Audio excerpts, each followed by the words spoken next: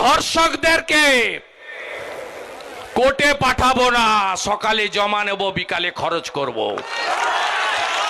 যোগী আদিত্যনাথ হেমন্ত বিশ্ব শর্মার দেখানো পথে বাড়ি বাড়ি গিয়ে সেকেন্ড ইয়ারের ছাত্রী উড়িষ্যার বোন গ্যাং রেপ, তার বাবা নিয়ে চলে গেল, বলল 80 লাখ টাকা খরচ করে ভর্তি করেছিলাম, এই বাংলা কোনো মেয়েদের জন্য সুরক্ষিত নয়, আমার মেয়েকে আমি উড়িষ্যা নিয়ে চলে গেলাম।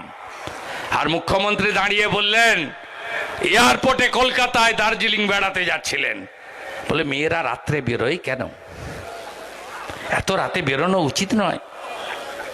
এবার বলবেন না আপনারা বাংলার মেয়েকে ভোট দিন?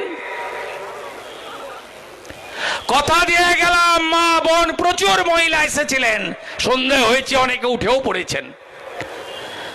রেকর্ড করে রাখুন রাজ্যের বিরোধী দলের নেতার কথা, বিজেপি এলে এই ধর্ষকদেরকে কোর্টে পাঠাবো না, সকালে জমা নেব, বিকালে খরচ করব। যোগী আদিত্যনাথ হেমন্ত বিশ্ব শর্মার দেখানো পথে বাড়ি বাড়ি গিয়ে বলুন।